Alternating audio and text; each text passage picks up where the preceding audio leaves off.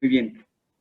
Bueno, retomamos entonces el tema en el que estamos trabajando, es la reforma y adición a la Ley Federal del Trabajo. Nos estableció el teletrabajo, pues, ¿no? El trabajo a distancia. En la primera parte vimos las fechas relacionadas con la reforma y la adición a la Ley Federal del Trabajo, reforma que entró en vigor el 12 de enero de 2021, separando además el teletrabajo del trabajo a domicilio.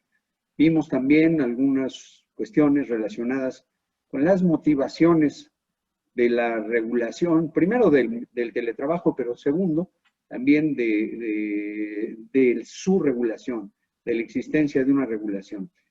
Y se hizo referencia a cuestiones que se han dicho en México y cuestiones que han dicho en otros lados, ¿no? Tal vez simplemente para puntualizar, México pareciera que la motivación de regularlo, porque el haberlo incluido en el trabajo a domicilio no era regularlo realmente, fue como un parche puesto ahí en la Ley Federal del Trabajo. Es decir, el motivo en México parece ser pues, la situación esta de la pandemia, para regularizar de alguna manera y también apoyar, me parece, las políticas de repuesta en circulación de la economía, pues. Mientras que en otros países, en países europeos fundamentalmente, el punto central fue la existencia de una realidad vinculada con las tecnologías de informática y de comunicación que permiten esta separación del sujeto respecto del centro de trabajo, ¿no? Y se ven un montón de ventajas que se plantean ahí. Vimos también la definición de teletrabajo, que creo que vale la pena retomar, dado que es el centro, y que es entonces una forma de trabajar, una modalidad de trabajar, cuando más del 40% de la jornada del trabajador se hace en otro domicilio y se utilizan tecnologías de información para establecer la comunicación entre trabajador y patrón, pues, ¿no? Fundamentalmente, me parece a mí, en el enfoque de la reforma, centrándolo en el patrón, pues. El patrón ejerza su facultad de ordenar, su facultad de subordinar al trabajador a través de primordialmente a través de tecnologías de la información, pues, ¿no? Vimos también la definición legal de trabajador, que esto no tiene mucho sentido por acá. Vimos también los límites que en la ley se establecen a los mecanismos que en su caso pudiera llegar a establecer el patrón dentro del ejercicio de su poder de mando, que implica, insisto nuevamente, la subordinación del trabajador. Límites que se plantearon es la proporcionalidad, el respeto a la intimidad y a los datos personales y las restricciones a los casos indispensables, para decirlo de alguna manera, de uso de cámaras y micrófonos como instrumentos de supervisión de la actividad laboral. Y el último punto que habíamos tratado es el punto o el tema de los principios generales que la ley define así de la modalidad del teletrabajo, que, como comentamos, no es que aporten mucho, se refieren al principio de que el trabajo debe ser digno y decente, que no es otra cosa, si lo recuerdan bien, que no es otra cosa más que el trabajo, es decir, la prestación del trabajo debe estar cubierta, debe estar protegida por el marco normativo, pues, ¿no? El segundo principio de igualdad de derechos, regreso en relación al trabajo digno y decente, cuestión que está en el 330H, pero también está en el artículo 2 de la Ley Federal del Trabajo. Luego el principio de igualdad de derechos, que no es más que lo mismo que establece el artículo 56 de la Ley Federal del Trabajo, el principio de a trabajo igual, salario y condiciones de trabajo también iguales, y que se establece en función de la comparación o la confrontación entre trabajo presencial y trabajo a distancia o teletrabajo, pues, ¿no?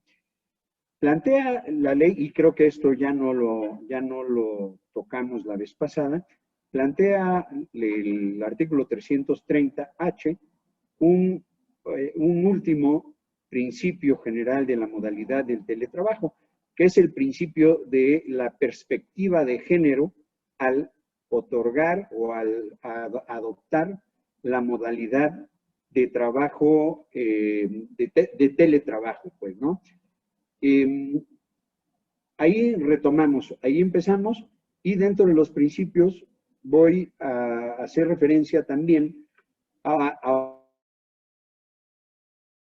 que, si bien no está enunciado en la ley como principio, me parece que sí lo es, que es el principio de voluntariedad. Ahí retomaremos. Los puntos que tenemos pendientes son, aparte de el contrato de teletrabajo y sus formalidades y elementos, los marcos normativos reglamentarios de teletrabajo en cada empresa, las obligaciones especiales para trabajador y patrón, la referencia que se hace en la adición sobre el tema de seguridad e higiene en el teletrabajo, la referencia que se hace también a la inspección del trabajo y la tarea que nos dejó Carlos en la sesión pasada.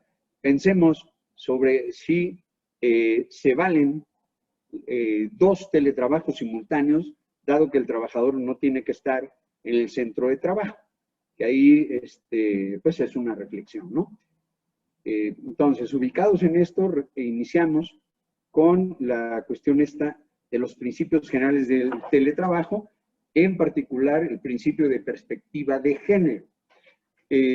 Permítanme que les lea como lo plantea. Dice por acá, artículo 330H. Asimismo, asimismo deberá observar el teletrabajo una perspectiva de género que permita conciliar la vida personal y la disponibilidad de las personas trabajadoras bajo la modalidad de teletrabajo en la jornada laboral. Este planteamiento que se hace como principio y que parte pues del concepto de perspectiva de género, incluso revisando resoluciones de los tribunales de amparo, tiene la problemática de cómo se ha entendido tradicionalmente la perspectiva de género.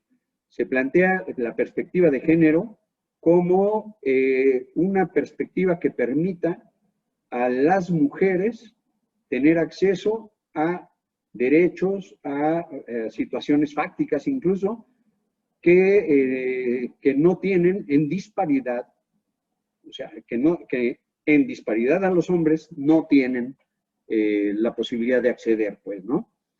Es decir, la perspectiva de género, al menos en México, como se ha planteado y como lo refieren los tribunales de amparo, es una perspectiva que permita que las mujeres tengan acceso a algo, pues, ¿no?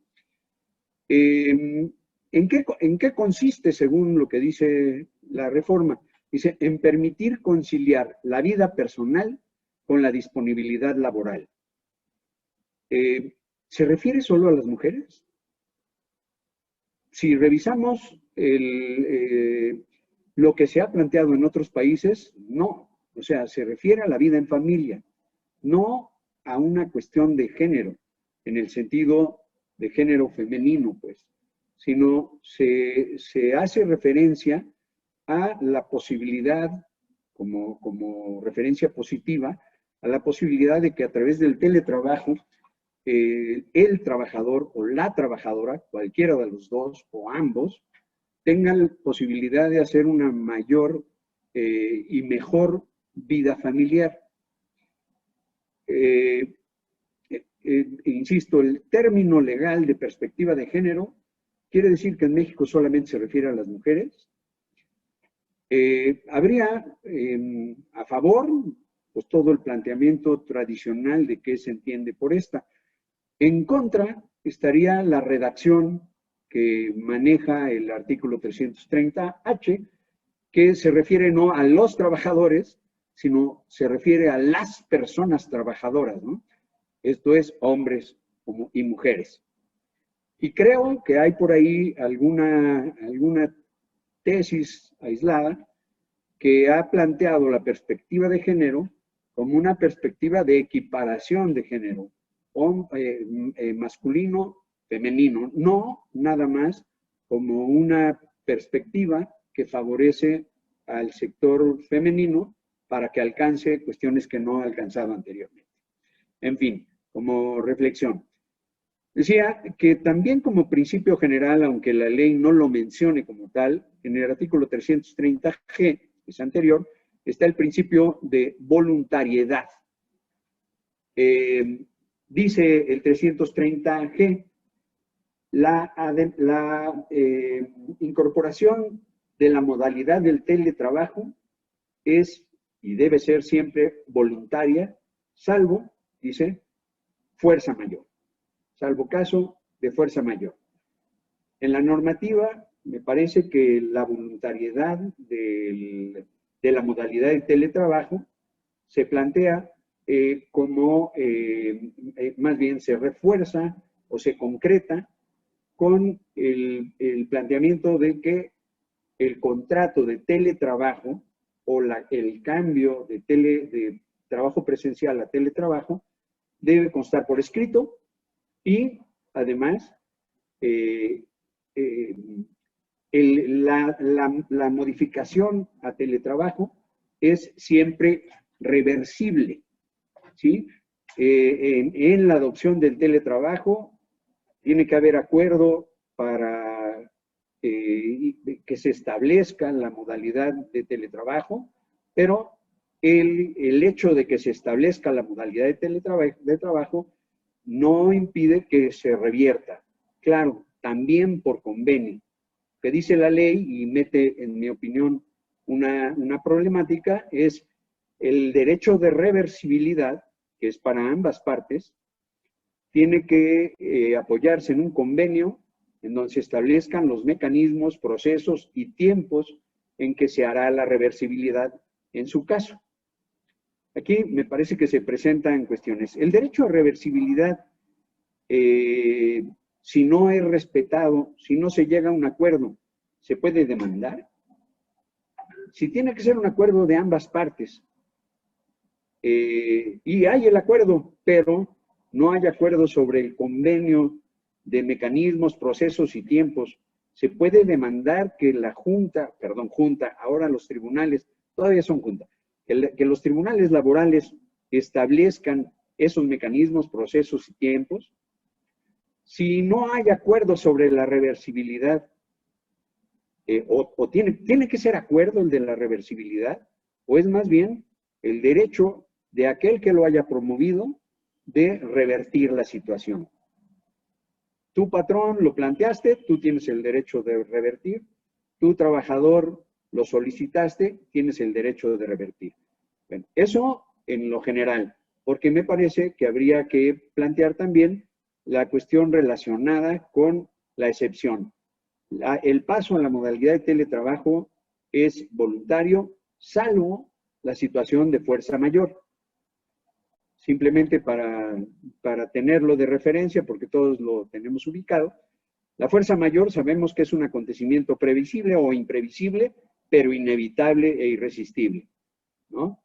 Entonces, tenemos el ejemplo que estamos viviendo ahora de la pandemia, pues, ¿no? Por razones, tal vez no es, es previsible, es inevitable en los casos donde hay, y es irresistible, no se ha encontrado ni cómo, pues. Y además, dio lugar a la situación de que, por razones de salubridad general, se estableció la prohibición al trabajo presencial. Entonces, me parece que ahí estamos en el caso claro de una situación que permite que permite al patrón imponer la modalidad de teletrabajo, porque no podría haber el trabajo presencial, ¿no? Ahora, aquí la cuestión es, bueno, cuando pase la emergencia, el trabajador o el patrón tendrían derecho de conservar el teletrabajo. Si yo tenía un trabajo presencial, pero resulta que pensemos el trabajo docente, pues, ¿no? Yo tenía mis clases en la prepa y resulta que pues no se puede, entonces estamos dando clases a distancia. Es una cosa totalmente distinta, no es tan satisfactoria como una clase presencial, no es tan productiva como una clase presencial, incluso me parece, al menos tal vez es una cuestión de adaptación, pero ¿qué? Cuando se acabe, cuando haya semáforo verde aquí, yo puedo exigirle a mi patrón que regresemos al presencial, aunque las autoridades dijeran, pensemos el caso, las autoridades dicen ya estamos en semáforo verde, se permite a las escuelas concluir el ciclo escolar en la modalidad de teletrabajo, si lo consideran pertinente. Yo tendría el derecho de exigir regresar a mi trabajo presencial, o la empresa, si la prepa, si la normativa se lo permitiera, podría decir, no, pues mis queridos trabajadores, maestros, alumnos y todos los demás, me quito a los alumnos porque estamos hablando de derecho del trabajo. Pero mis queridos trabajadores, seguimos a distancia, porque así nos conviene. ¿Es un derecho? La verdad es que no lo sé, ¿no? Si es voluntario, yo creo que puedo sostener que tendría el derecho de reversión, o tendría el derecho de solicitar la ratificación de la nueva modalidad, ¿no? Bien, ahora, otro aspecto que está vinculado con esto. Cuando el teletrabajo se origina por caso de fuerza mayor y el patrón decide intentar continuar a través del teletrabajo, ¿es obligatorio para el trabajador admitirlo? Es decir, incorporarse a esa forma distinta de realizar su trabajo. ¿O podría decir el trabajador, no, a mí, a mí no me conviene el teletrabajo? Es obligatorio. Es como en el caso de las horas extras, que el mecanismo que ha establecido la ley es el trabajador. Si el contrato de trabajo lo establece, el trabajador deberá trabajar horas extras cuando el patrón se lo solicite. ¿Es lo mismo en este caso? Si el trabajador dice, no, mira, yo no le sé con las computadoras, o no, el trabajo en solitario a mí no se me da, me genera depresión, todo el rollo que han planteado, si yo no acepto, se consideraría en situación de emergencia, en esta situación de fuerza mayor. Si yo no acepto, se consideraría que desobedezco al patrón y por tanto sería causa de despido. Esa es una parte de los planteamientos. Otro que se me ocurre es, ¿qué pasa si el patrón ante esta situación no invoca la fuerza mayor y no convoca a sus trabajadores para realizar, para transformar la situación y convertirlo en teletrabajo? Tiene, ya ahora sí desde otra perspectiva, tiene la obligación de conservar, de asumir las consecuencias, esto es, la empresa dice, yo no asumo teniendo opción el teletrabajo, entonces los trabajadores, la empresa tiene la obligación de pagarle su salario a los trabajadores, porque estamos en una situación, me parecería, y ahí es donde está el interrogante, estamos ante una situación como la del no trabajo, es el día, el jueves y el viernes santo, pues, ¿no? Si la empresa no trabaja, el trabajador tiene derecho a su salario, pues, ¿no? ¿Cuál es la situación en la que estamos? Me parece que aquí, sobre el principio de voluntariedad y las consecuencias, se pueden presentar una serie de situaciones que no están previstas y que en todo caso darán lugar a una serie de conflictos y el establecimiento de precedentes. Me parece que esos se pueden sostener en distintas cosas, posturas contradictorias e incluso ambas con argumentos buenos para sostenerla, ¿no? Si quieren esto, lo dejamos abierto para la discusión. Punto. El siguiente tema o semitema que tenemos por acá es el contrato de teletrabajo. Decimos que para garantizar la voluntariedad se establece que el contrato de teletrabajo o el convenio de paso de trabajo presencial a teletrabajo debe ser por escrito. Y el artículo 330b establece cuáles son los elementos, los elementos y los datos, los derechos y obligaciones que deben consignarse en el contrato de teletrabajo que se realice. Si uno revisa, el artículo 25 de la Ley Federal del Trabajo establece lo mismo, el contrato de trabajo debe ser por escrito y dice cuáles son los elementos mínimos del contrato de trabajo.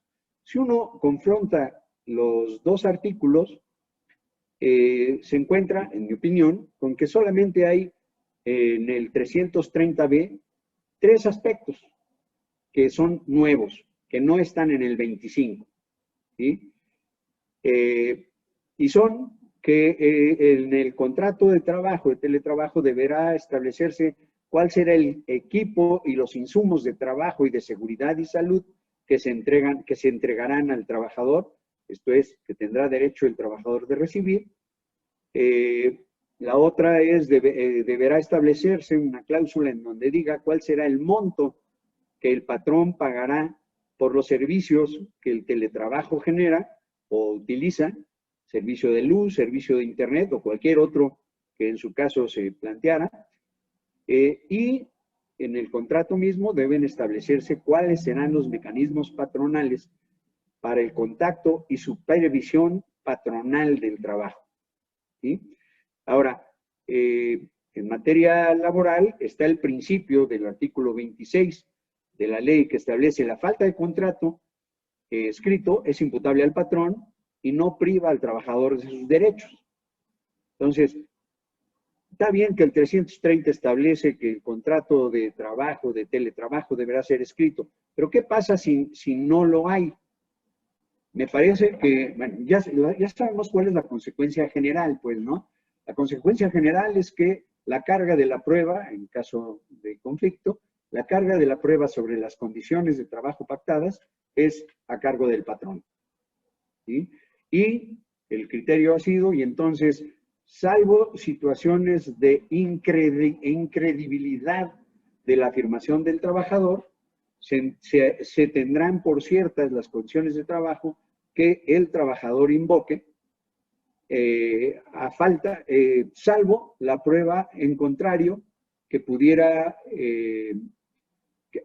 pudiera aportar el patrón, pues, ¿no? Y vinculado a los 3 puntos, la situación es que entonces, a falta de trabajo de contrato de teletrabajo, se podría hacer que se crea al trabajador, si éste dice, no recibí ningún tipo de equipo ni insumo, aunque la computadora me le haya dado el patrón, aunque el patrón me haya dado, no sé, hojas, tinta, etcétera, o aunque el patrón me haya dado las pantallas para prevenir que la luz afecte la vista del trabajador, o sillas ergonómicas, etcétera. Si en el contrato no se dice, bueno, se creerá al trabajador si el trabajador afirma que no recibió nada de esto, pues, ¿no? Salvo que, evidentemente, el patrón tenga otra forma de probar, pues, ¿no? Lo mismo se podría plantear en relación al pago de los servicios. yo como trabajador podría decir, el patrón quedó que pagaría la totalidad de los gastos de luz, de internet, etcétera, y será cuestión del patrón acreditar que no quedó en eso. Y lo mismo, el trabajador podría decir, si no hay el contrato escrito, no hubo ningún mecanismo de contacto y supervisión que se pactó. Aunque si se planteara así, tal vez la cuestión sería que probablemente dejaría de ser teletrabajo conceptualmente, ¿no? Como define la ley al teletrabajo. Bien, hasta ahí en relación a esta cuestión del contrato. No hay más. Todos los demás elementos a los que se hace referencia el 330, que era ¿qué? El 330B, son cuestiones que dichas con palabras similares o diferentes, no me importa, ya están contempladas en el artículo 24 de la Ley Federal del Trabajo, referido al contrato de trabajo en general. Bien, el siguiente punto es este del marco, los marcos normativos reglamentarios del teletrabajo en la empresa. Dice la ley 330C y D. Dice la ley, si en la empresa hay un contrato colectivo, en este se debe incluir el teletrabajo. Es como una indicación a las partes, al sindicato y al patrón, de que debe haber un capítulo aquí. Sin embargo, ¿qué pasa si no lo hay? Bueno, si no lo hubiera, la ley dice si no hay contrato colectivo. Pero ¿qué pasa si sí hay contrato colectivo, pero no lo incluye? Bueno, pues no importa, pues yo creo que ahí se aplicaría lo que dice el 330D, que si en el contrato colectivo no se incorpora, o si no hay contrato colectivo, entonces será obligación del patrón incluir lo relativo al teletrabajo en el reglamento interior de trabajo. Se convierte en una obligación patronal. Sin embargo, en estos mismos artículos se establece cuál es la finalidad de la incorporación del teletrabajo, sea en el contrato colectivo, sea en el reglamento interior de trabajo. El objetivo, dice la ley, aunque no me parece que sea limitante, es establecer mecanismos de comunicación que faciliten a los trabajadores, uno, estar en contacto con el sindicato, o dos, estar en contacto con otros trabajadores. Si esto es así, que sí es, entonces es claro que la normativa está estableciendo mecanismos o está estableciendo una obligación o una situación que al patrón le resulta contraria a su propio interés. Yo creo que al patrón no le interesa que el trabajador esté en contacto con el sindicato.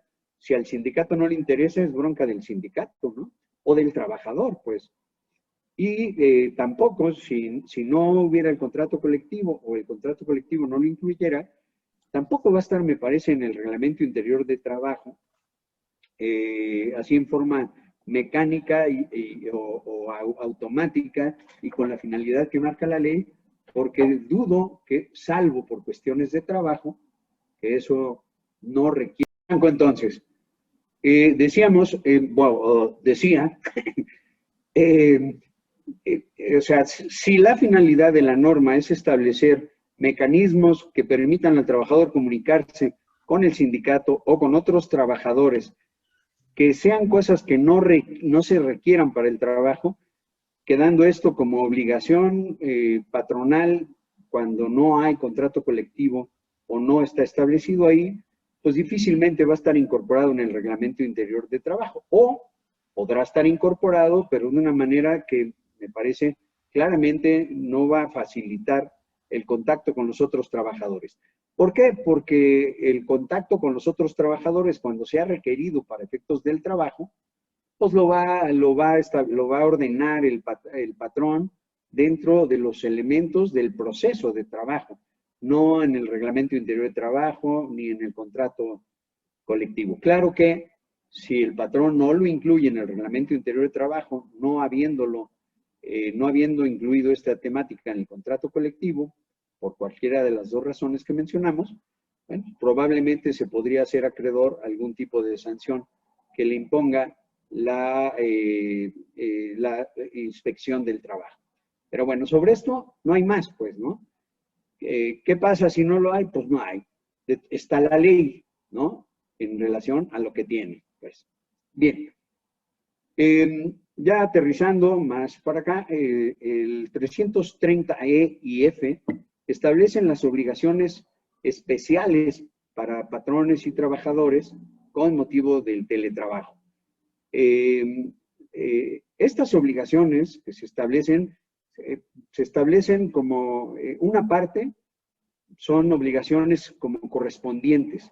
La obligación patronal tiene que ver con una obligación del trabajador también, pues, ¿no? Ese es un grupo de obligaciones. Y hay otras, unas cuantas, que son como, algunas en mi opinión, medio absurdas, ¿no? Por ejemplo, la obligación del patrón de recibir oportunamente el teletrabajo. O si el trabajador está haciendo trabajo y el patrón no le recibe el trabajo, pues como que no tiene mucho sentido, ¿no? Me parece. La obligación de pagar los salarios. Córcholis, esta es una obligación esencial. No tendría que decir aquí nada sobre esto. De todas maneras, evidentemente el patrón tiene la obligación de pagar los salarios en el monto que se haya quedado, en los tiempos y a través de los mecanismos planteados. La obligación de inscribir a los trabajadores de teletrabajo en el IMSS. Pues hombre, o sea, si son sus trabajadores, tienen que incorporarlos al IMSS. Esto creo que no, aunque no estuviera aquí, no habría nada. Hay dos obligaciones de estas genéricas que no tienen su correspondencia en obligaciones de los trabajadores, que a lo mejor sí tienen sí resultan como relevantes, ¿no? Uno es la obligación del patrón de capacitar y asesorar a los teletrabajadores en el uso de la tecnología del teletrabajo. Es decir, si se acuerda entre trabajador y patrón el paso a la modalidad de teletrabajo, no basta que se firme por escrito, no, que se firme que no sea por escrito. Bueno, sí, electrónico. No basta que que esté por escrito y que se firme, sino se genera esta obligación. El patrón tiene que capacitar al trabajador en el uso de la tecnología del teletrabajo. Si ya me pasaste para allá, ok, ¿cómo le hago? Es tu obligación, no es la mía, pues, ¿no? Y la segunda, que me parece muy interesante, es el derecho del teletrabajador, perdón, la obligación del patrón de respetar el derecho de desconexión del trabajador. Esto es el derecho de que terminada la jornada, o no sé en qué otros supuestos, el trabajador tendrá el derecho de desconectarse, pues, ¿no? Una de las cuestiones que hemos medio platicado, hemos visto, por ejemplo, con la hermana de Lupita, que está haciendo teletrabajo, es que se cuela, primero uno se clava en la computadora y no tiene hora de salida, ni hora de entrada, ni nada. Y segundo lugar, que como está a través de los medios, bueno, si está conectada trabajando, no importa qué horas sean, el patrón se mete y le pide, le pregunta, le pide explicaciones y tal. Y si no está conectada, pues a través del teléfono, pues sale, ¿no? Es decir, el teletrabajo en nuestra realidad puede dar lugar a una situación de jornada infinita, pues, a lo largo del día, ¿no? Pero bueno, pero la ley establece la obligación de respetar el derecho de desconexión y, consecuentemente, aunque no lo diga en otro lado, el derecho del trabajador a la desconexión, ¿no? Que ahí habría que ver, dependiendo cómo se haya pactado la jornada, si es que se pactó la jornada, pues, ¿no? Si es que se establecieron tiempo obligatorio de permanencia o de disponibilidad frente a los equipos, o se estableció, si no en forma permanente, se establecieron periodos en donde el trabajador tendrá que estar presente frente al equipo, que tiene que ver con el derecho de disponer del trabajo ajeno. Si yo contrato un trabajador de jornada completa de teletrabajo, yo tengo derecho a tener la disposición de su trabajo a lo largo de 8 horas en el día. A lo mejor, si son continuas, con el derecho al descanso intrajornada o el derecho al tiempo para ingerir sus alimentos, ¿sí? Pero ese sería el derecho. Claro que los medios electrónicos permiten otras múltiples formas, pues, ¿no?, de trabajar. Por ejemplo, trabajo de resultados, ¿sí? Te la pago como una jornada completa y tú lo que vas a hacer es esto, y a fin del día tú me entregas tal, tal y tal, ¿no? Sin que esto implique sujeción a un tiempo de pantalla obligatorio, pues ahí hay muchas alternativas, habría que ver. Y es algo que no está muy trabajado en la ley. Bueno, las otras obligaciones patronales son obligaciones que corresponden a obligaciones de los trabajadores. La primera obligación, la de el patrón está obligado a proporcionar al trabajador los equipos necesarios para el teletrabajo, instalarlos y mantenerlos. Esto quiere decir que son de su propiedad y esto me parece que es importante, porque si son de su propiedad solamente podrán ser usados en beneficio del patrón, ¿no? Bueno, digo las obligaciones patronales. En segundo lugar, obligación patronal, la de pagar los costos de los servicios de telecomunicaciones que se utilicen para el teletrabajo y proporcionalmente el costo de la electricidad. ¿Cómo es esto de proporcionalmente? Pues yo supondría que es la diferencia entre el promedio de gasto de electricidad que el trabajador tenga en el lugar donde esté haciendo el teletrabajo y el consumo nuevo que se genera a partir del teletrabajo, ¿no? O algo así por el estilo, no se me ocurre alguna otra cosa. En tercer lugar, el patrón tiene la obligación de llevar un registro de insumos de seguridad y salud, de insumos, sí, dice ahí en las obligaciones, insumos relacionados con la seguridad y salud del trabajador en el trabajo, que esto me parece es una obligación que es en beneficio del propio patrón, porque si se establece el registro, pues tendrá derecho, evidentemente, tendrá derecho de recuperarlo, pues, en algún momento. También es una forma para establecer una vigilancia de la inspección del trabajo sobre el patrón respecto de las características de los insumos de seguridad y salud en el trabajo, seguridad e higiene, que haya proporcionado, es decir, una forma de controlar que cumpla con lo que en su momento la norma oficial de mexicana establezca respecto de esta materia, ¿no? Bueno, esas son las obligaciones especiales patronales. Las obligaciones de los trabajadores, decíamos, corresponden en parte a las obligaciones patronales y en otra parte van a corresponder a los derechos patronales, ¿no?, que no están aquí. La primera obligación correspondiente es los trabajadores están obligados a realizar la mejor posible guarda y custodia de los equipos y materiales que reciba del patrón.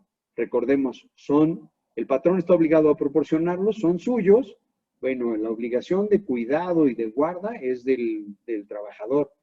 Y diría, además, la obligación de cuidado, guarda y conservación y utilización, ¿no?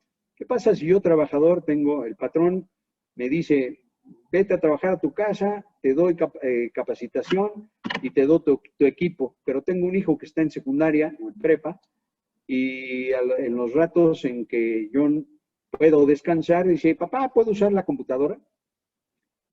Pues no, la respuesta tendría que ser no.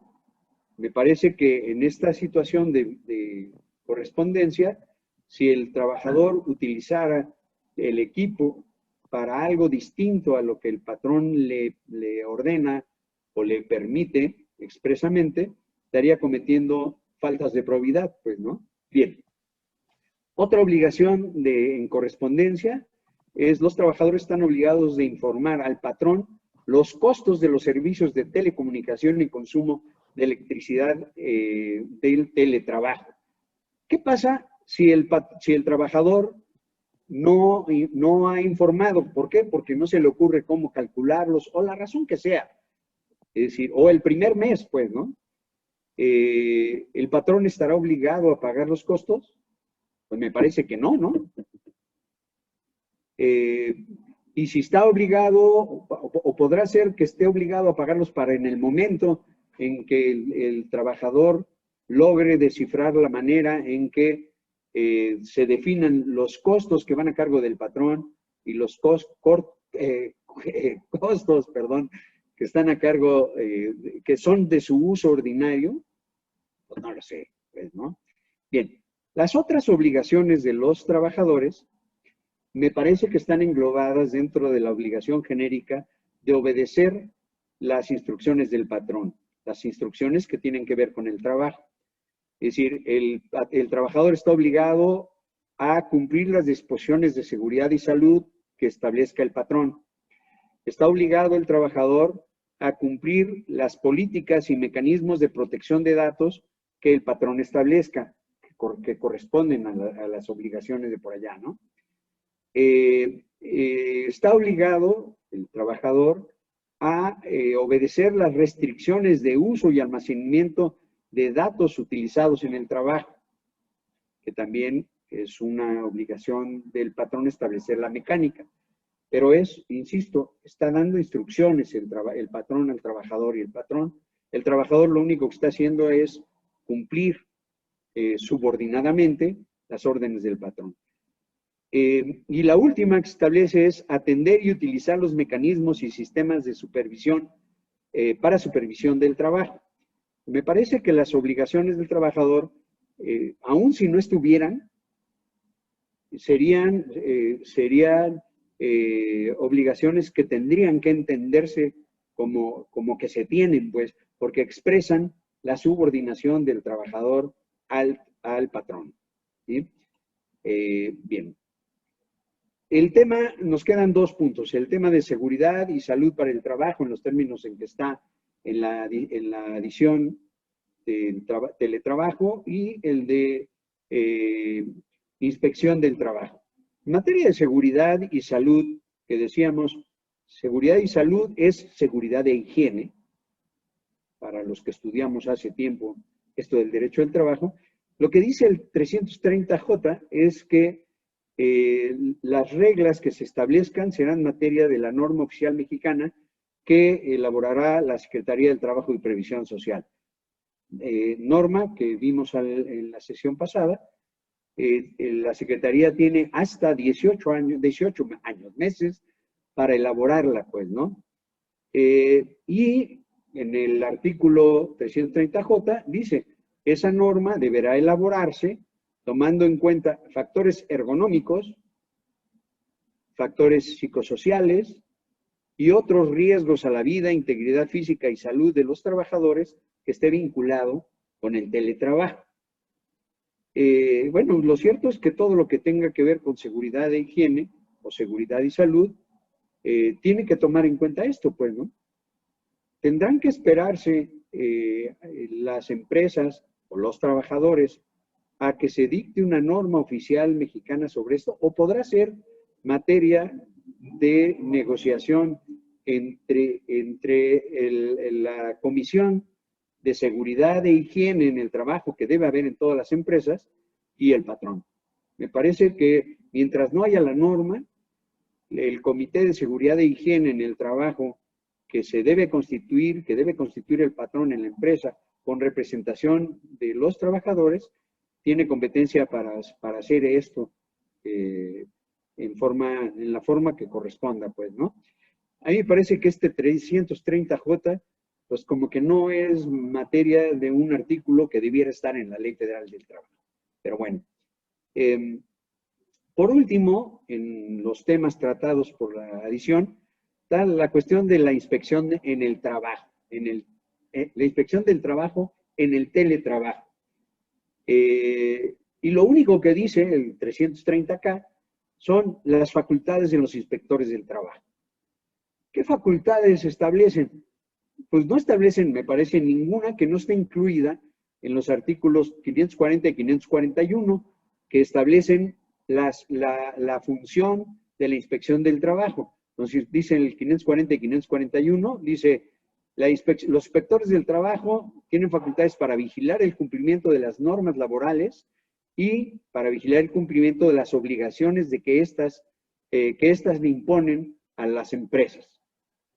Si leemos lo que dice el 330J, las tres fracciones dicen, es facultad de los inspectores del trabajo comprobar que los patrones lleven el registro de insumos, seguridad y salud entregados a los trabajadores. Pues esta es una norma que está en la Ley Federal del Trabajo y es una obligación que le impone a los patrones la ley. La segunda fracción, vigilar que los salarios no sean inferiores, que los salarios de los teletrabajadores no sean inferiores a los que se pagan a los trabajadores presenciales con funciones similares. Esto no es otra cosa más que el principio de de igualdad que establece el artículo 56 y también el 330, no me acuerdo qué índice le ponen, pero es otra vez vigilar el cumplimiento de las normas laborales del teletrabajo y de las obligaciones que éstas imponen. Y por último, la tercera fracción, constatar el cumplimiento de las obligaciones especiales. Por Cholis, me parece que el 330K, si no estuviera, no faltaría nada para efectos de la normativa. Bien, hasta ahí es lo que se plantea como regulación del teletrabajo en nuestra ley. Comentábamos de la tarea que dejó Carlos, ¿sí? La tarea que nos sugirió Carlos en la sesión pasada. Conociendo bien cómo es entonces el teletrabajo, ¿puede el trabajador aceptar 2 teletrabajos simultáneamente? A mí me parece que aquí habría que ver una serie de elementos. La primera sería la posibilidad física, que tiene que decir, sin violar la ley, pues, ¿no? Si es teletrabajo, los 2 patrones tendrán la obligación de proporcionarme equipo. Entonces, si los 2 me proporcionan equipo, ok, a lo mejor ya puedo hacer el teletrabajo, pues, ¿no? Que acuerde con ambos, pues. Ahora, lo siguiente sería la cuestión relacionada, la posibilidad jurídica, relacionada con el horario laboral. Se estableció en el teletrabajo un horario de presencia obligatoria frente a presencia obligatoria o acceso permanente en un determinado número de horas para el trabajador. Si no se estableció el trabajo de esta manera, es una situación, una posibilidad. Si sí se estableció, me parece que, y si se encimaran, estaríamos en la presencia otra vez de una falta de probidad, pues yo trabajador no puedo estar trabajando para otro en el horario en el que debo estar disponible para un patrón, ¿no? Se estableció el teletrabajo como trabajo de resultados. Ahí a lo mejor podría haber 2 teletrabajos, ¿no? Puedo establecer un teletrabajo con 2 contratos, 2 relaciones de teletrabajo con patrones que están dedicados a lo mismo. No generará esto una situación de conflicto de intereses en donde muy posiblemente, hasta sin querer, pues, el trabajador pudiera estar utilizando información a la que tuvo acceso del otro centro de trabajo o información confidencial también. ¿Qué pasaría en una situación de esas si en una circunstancia en particular se presenta una instrucción patronal para realizar algo que coincide en tiempo o coincide en urgencia. ¿Sí? ¿Cómo resuelvo la preferencia que debo darle a uno o al otro? Y el hecho de darle preferencia a uno no implicaría que no estoy dedicando no estoy dedicándome con la suficiente diligencia para atender la petición del otro. ¿Sí? Con esto así, a mí me parece que si hay encima, si no está definido el horario laboral, híjoles, si tengo dos horarios laborales que no coinciden, a lo mejor, pero sigue la objeción que yo plantearía sobre si son patrones, son empresas que se dedican a lo mismo, por la bronca del posible conflicto de intereses en cuanto al manejo de información de un lado y del otro.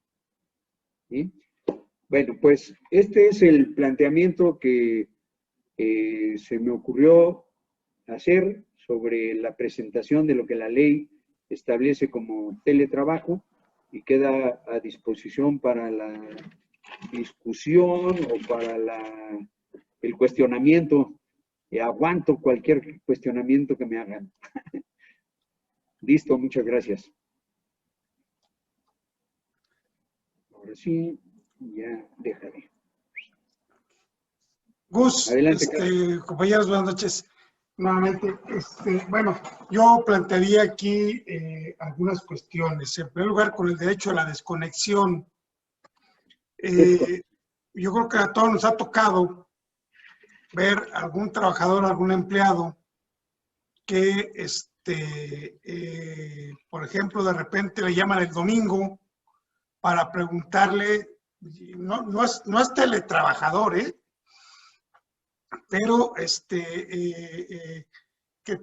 oye, algo que pasó en la empresa o dónde quedó tal documento, dónde quedó tal cosa.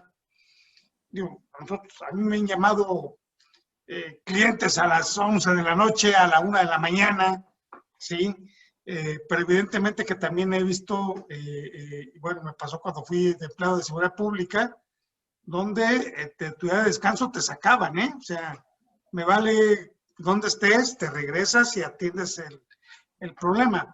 Aquí la cuestión es esta, pensando que hay un derecho a la desconexión y que los medios de comunicación modernos te permiten WhatsApp, correo electrónico, cualquier otra cosa.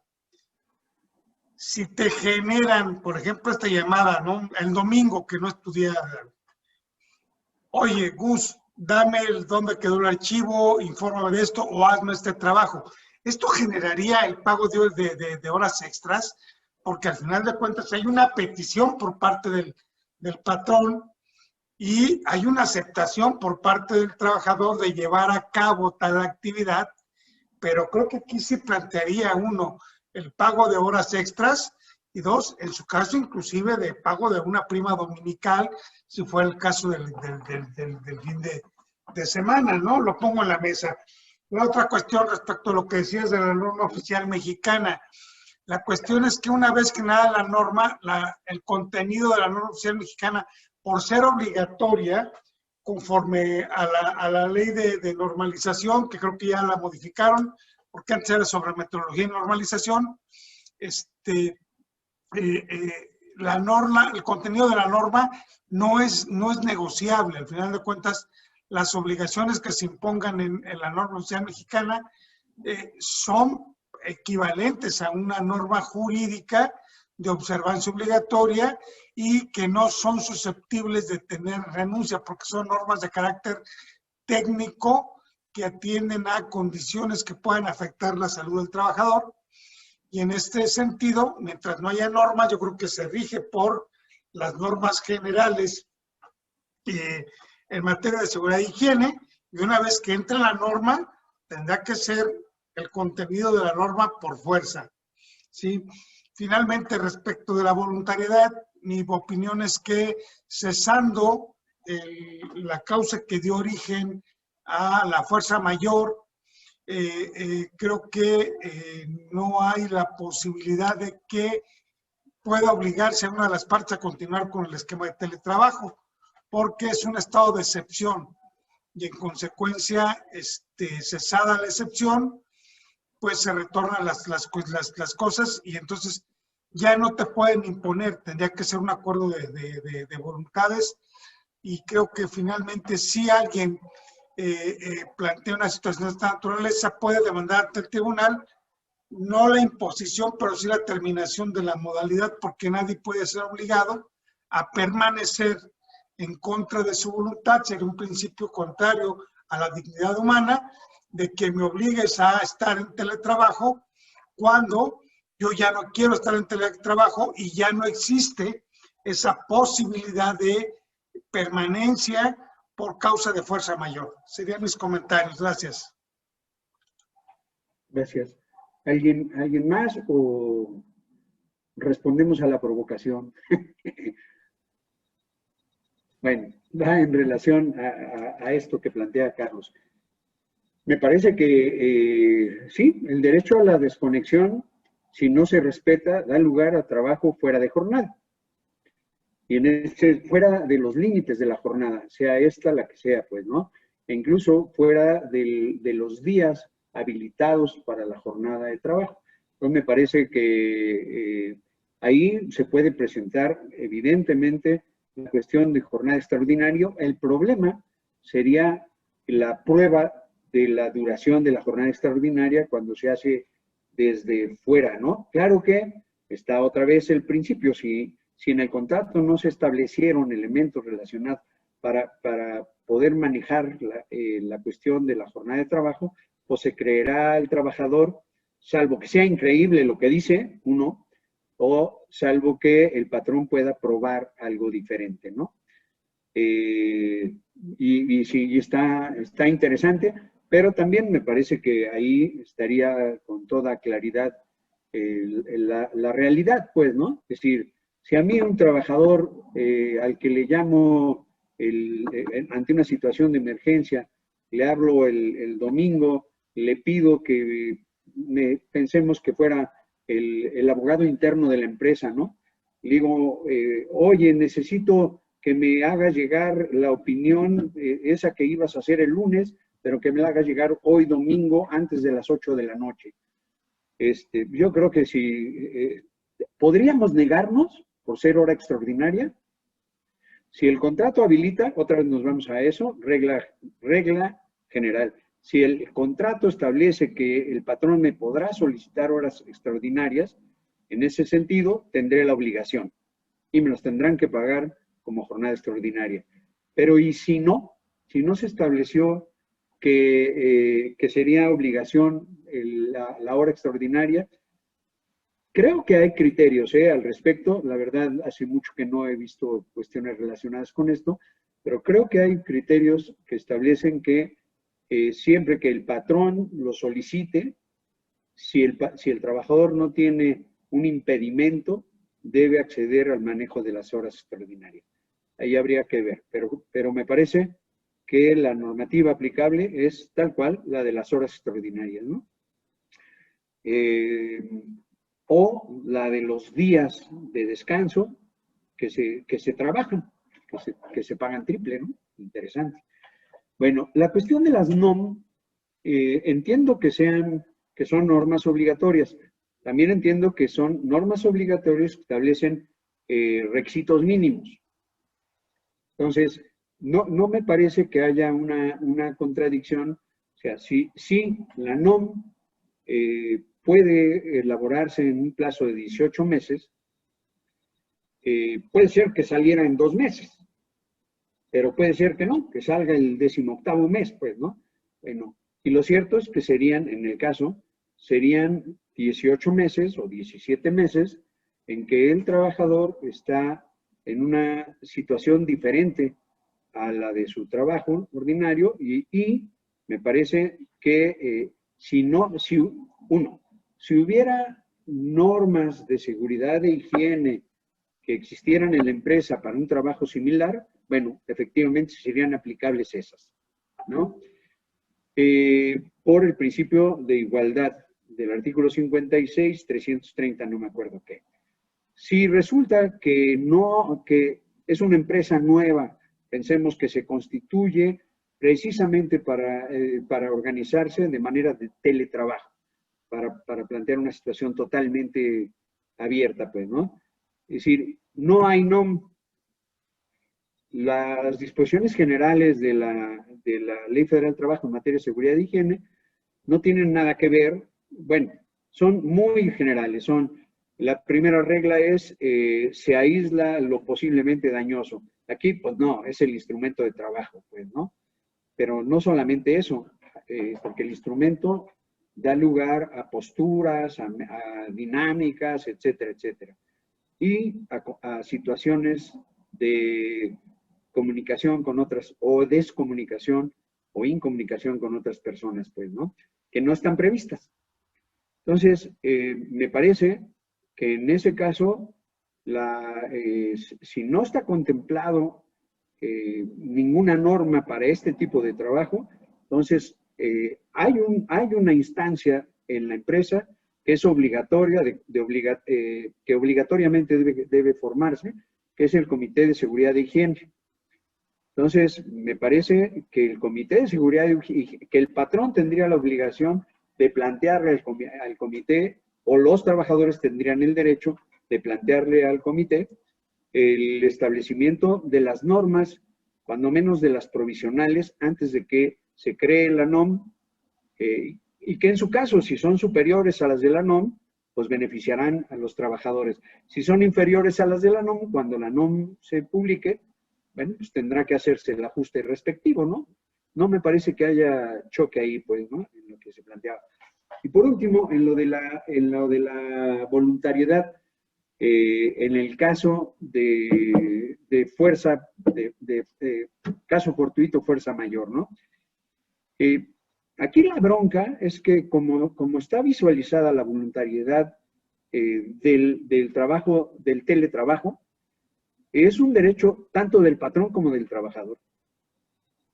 Entonces, bueno, si ante una situación de caso fortuito, fuerza mayor, la empresa me pide que haga teletrabajo, es decir, que el trabajo que yo hacía en la empresa lo haga a distancia, a lo mejor es mi obligación en ese momento, pero yo considero, me parece que es sostenible, que si pude hacer mi trabajo de esta manera en beneficio de la empresa, y es el mismo trabajo que yo hacía en la empresa, pues yo tengo el derecho al teletrabajo. Si no es bueno, al menos no, me parece que no está visualizado como una alternativa para que la empresa decida prestar el trabajo, y también una alternativa para organizar el trabajo. Alternativa para prestar el trabajo me parece que es un derecho o es una alternativa para el trabajador. Alternativa para organizar el trabajo me parece que es un derecho de la empresa, ¿no? Aunque evidentemente pues de esto no conocemos nada todavía. ¿No? ¿Algo más? No, nada más, a mí me parece que habría dificultades una vez que se emita la NOM para que la Inspección del Trabajo verifique que efectivamente se cumplan esos estándares, ¿no? Porque pues si yo estoy desarrollando el trabajo en mi casa, es factible que no se me proporcionen las condiciones, que las condiciones medioambientales en que lo desarrollo, pues pudieran no ser las ideales en cuestión de iluminación, de cuestiones ergonómicas, etcétera. Y me parece que en ese sentido pues habría gran dificultad precisamente por la dispersión en que o en los diversos lugares en que se prestaría el servicio. Nada más. Carlos. Sí, nada más complementando con lo de Lupita, aparte también el derecho a la intimidad. Yo estaría obligado como trabajador de teletrabajo a permitir el acceso a mi domicilio particular al inspector del trabajo. A ver, yo considero que no, que eso había comentado Lupita el otro día y no lo había visualizado así, pero me parece que o sea, el inspector del trabajo está obligado a ver que la empresa cumpla con las obligaciones en la empresa o en los espacios que la empresa genere. Pero si es el trabajador el que es el responsable de su propio espacio, Una cosa es el equipo ergonómico, por ejemplo, silla ergonómica, y otra cosa es si está bien ventilado o no. Esa es mi casa, yo ahí vivo, y ahí me parece que el inspector no tiene derecho, ni siquiera, no tiene facultad para entrar o exigir que le deje ver. Y si yo estuviera en malas condiciones, me parece que no sería responsabilidad de la empresa. Cuestión de la inspección respecto del equipo, por ejemplo, de las sillas ergonómicas, eso se supone que así lo está estableciendo la ley a través de el inspector podrá revisar que el patrón haya entregado equipo. Claro que eso se presta un montón de fraudes a la ley, ¿no?